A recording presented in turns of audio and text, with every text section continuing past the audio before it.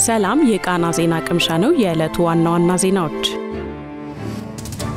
በአማራ ክልል ያለው ግጭት ቆሞ አስቻይ የምክክር ሁኔታ እንዲኖር የክልሉ መንግስት ተኩስ አቁም ያለው ብሎ በማወጅ የመጀመሪያውን እርምጃ እንዲወስድ የሀገራዊ ምክክር ኮሚሽን ጠየቀ። ተቋሙ ዛሬ ከሰዓት በኦፊሴላዊ ፌስቡክ ገጹ ባወጣው ጽሁፍ በዋና ኮሚሽነሩ ፕሮፌሰር መስፍን አራያ የተመራ ልዑክ ትላንት መጋቢት 4 ቀን 2017 ዓ.ም ወደ አማራ ክልል ባህር ዳር ከተማ አቅንቶ ከክልሉ ርዕሰ መስተዳድርና ሌሎች ከፍተኛ የሥራ ኃላፊዎች ጋር ውይይት ማድረጉን አስነብቧል። የኮሚሽኑ ልዑክ የአማራ ክልል የአጀንዳ ማሰባሰብ የምክክር መድረክ በሚካሄድበት አስቻይ ሁኔታ ላይ ከክልሉ መንግስት ጋር ለመነጋገር ማቅናቱም ተገልጿል። በዚሁ ወቅት የክልሉ ርዕሰ መስተዳድር አረጋ ከበደ በተገኙበት የኮሚሽኑ የስካሁን ስራዎች በፕሮፌሰር መስፍን ቀርቦ የክልሉ አመራሮች ስለ ኮሚሽኑ የስራ እንቅስቃሴ ግንዛቤ እንዲኖራቸው መደረጉና ከኮሚሽኑ የቅርብ ጊዜ የስራ እቅዶች መካከል አንዱ በአማራ ክልል የአጀንዳ ልየታ የምክክር ምዕራፍ ማካሄድ ስለመሆኑ እንደተገለጸም ተጠቅሷል። የኮሚሽኑ ልዑክ ታጥቀው የሚንቀሳቀሱ ኃይላት ወደ ሰላም ንግግር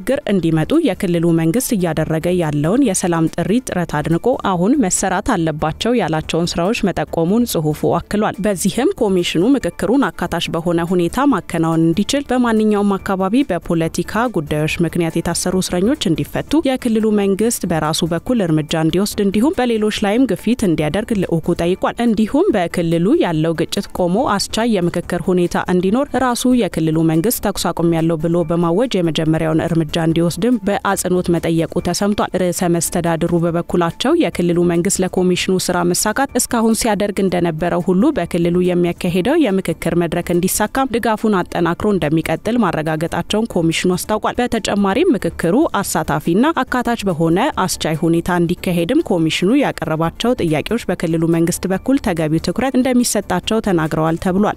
መንግስት በትግራይ ክልል የተከሰተውን ወቅታዊ ሁኔታ በትኩረት እየተከታተለ መሆኑን የውጭ ጉዳይ ሚኒስተር ዶክተር ጌዲዮን ጢሞቴዎስ ገለጹ። ሚኒስትሩ ይህንን የገለጹት የትግራይ ክልልን ወቅታዊ ሁኔታ አስመልክቶ ተቀማጭነታቸውን አዲስ አበባ ላደረጉ የዲፕሎማቲክ ማህበረሰብ አባላት ማብራሪያ በሰጡበት ወቅት ነው። በመድረኩ ከውጭ ጉዳይ ሚኒስትሩ በተጨማሪ የትግራይ ክልል ጊዜያዊ አስተዳደር ርዕሰ መስተዳድር ጌታቸው ረዳን ጨምሮ የተለያዩ ሀገራት ዲፕሎማቶች ተገኝተዋል። በዚህም በትግራይ ክልል የነበረውን ግጭት ለማስቆም የተደረሰው የፕሪቶሪያው የሰላም ስምምነት አንዱ ዓላማ ተኩስ ማቆም እንደሆነ ዶክተር ጌዲዮን ተናግረዋል። የሰላም ስምምነቱ ትግበራ ውስንነቶች ቢኖሩበትም የፌደራል መንግስቱ ሙሉ በሙሉ ለመተግበር በትኩረት እየሰራ ነው ብለዋል። የፕሪቶሪያው የሰላም ስምምነት አንዱ ዓላማ ተኩስ ማቆም መሆኑን የገለጹት ሚኒስትሩ መንግስት በትግራይ ክልል የተከሰተውን ወቅታዊ ሁኔታ በትኩረት እየተከታተለ መሆኑንም ተናግረዋል። በአፍሪካ ህብረት የፖለቲካ የሰላምና ደህንነት ኮሚሽነር አምባሳደር ባንኮሌ አዲዮዬ በበኩላቸው በትግራይ ክልል ያለው ሁኔታ በሰላማዊ መንገድ እንዲፈታ ሁሉም ጥረት ማድረግ እንዳለበት መናገራቸው ተገልጿል።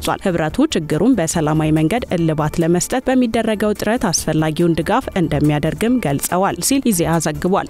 የኢትዮጵያ የምግብና መድኃኒት ባለስልጣን 44 አይነት በአዮዲን የበለጸጉ የምግብ ጨው ምርቶችን ህብረተሰቡ እንዳይጠቀም አሳሰበ። ባለስልጣን መስሪያ ቤቱ 44 አይነት በአዮዲን የበለጸጉ የምግብ ጨው ምርቶች ደህንነታቸውና ጥራታቸው ሳይረጋገጥ የሀገሪቱን አስገዳጅ ደረጃ ሳያሟሉ ወይም የምርት ገላጭ ጽሑፍ ሳይለጥፉ በገበያ ላይ መቅረባቸውን ባደረገው የገበያ ቅኝት ማረጋገጡን በፌስቡክ ገጹ አስታውቋል። አክሎም በምርቶቹ ላይ ስለምርቱ የተጻፉት ጽሁፎች በ2013 ዓ.ም የኢትዮጵያ ደረጃዎች ኢንስቲትዩት ያወጣውን አስገዳጅ ደረጃ ያላሟሉ እንደሆኑና በቁጥጥር ወቅት ከተገኙት ምርቶች ውስጥ የአምራች ድርጅት ስም፣ አድራሻ፣ አስገዳጅ የደረጃ ምልክት ወይም የበለጸገ ምግብ መለያ ሎጎ እንዲሁም የምርት መለያ ቁጥር የሌላቸው መኖራቸውን ጠቅሷል። በተጨማሪም የምርቱ ጥሬ ግብአት ዝርዝር፣ የአዮዲን መጠን፣ የመጠቀሚያና የማብቂያ ጊዜ ያልተገለጸባቸው ምርቶች መኖራቸውን በጽሁፉ አስነብቧል። ህብረተሰቡ ምርቶቹን ከመግዛታቸው በፊት የምርት ገላጭ ጽሁፍና የደረጃ ምልክት መኖሩን እንዲያረጋግጡ ባለስልጣኑ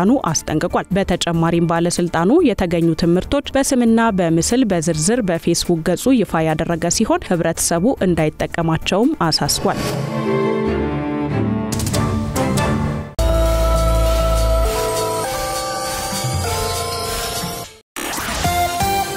የኢትዮጵያ ካፒታል ገበያ ባለስልጣን በህዝብ የተያዙ ኩባንያዎች አስፈላጊ ሰነዶችንና መረጃዎችን እንዲያቀርቡ የሰጠውን ቀነ ገደብ ለአንድ ወር ማራዘሙን አስታወቀ። ኩባንያዎቹ ከጥር 4 እስከ መጋቢት 4 ቀን 2017 ዓ.ም ድረስ ሰነዶችንና መረጃዎችን እንዲያቀርቡ ባለስልጣን መስሪያ ቤቱ ማሳሰቢያ ሰጥቶ የነበረ ሲሆን ትላንት ባወጣው ይፋዊ መግለጫ ይህንን ቀነ ገደብ እስከ ሚያዝያ 1 ቀን 2017 ዓ.ም ድረስ መራዘሙን ጠቅሷል። ቀነ ገደቡ የተራዘመው ኩባንያዎቹ ያቀረቧቸውን ጥያቄዎች ከግምት ውስጥ በማስገባትና ተጨማሪ መረጃዎችን ለመቀበል እንዲቻል መሆኑም ተገልጿል። የቀነ ገደብ ማራዘሚያው ከ50 በላይ የአክሲዮን ባለቤቶች ያሏቸውና በአሁኑ ወቅት አክሲዮኖችን ለህዝብ ሽያጭ በማቅረብ ላይ የሚገኙ ኩባንያዎችን የሚመለከት ነውም ተብሏል። በተጠቀሰው የጊዜ ገደብ ውስጥ አስፈላጊ ሰነዶችን ላላቀረቡ ኩባንያዎች ይህ እንደ መጨረሻ እድል እንደሆነም ተመላክቷል። የኩባንያው አስተዳደሮች መረጃዎችን በሚያቀርቡበት ወቅት የቀረቡት ሰነዶችና መረጃዎች ትክክለኛና የተሟሉ መሆናቸውን በማረጋገጥ የአክሲዮን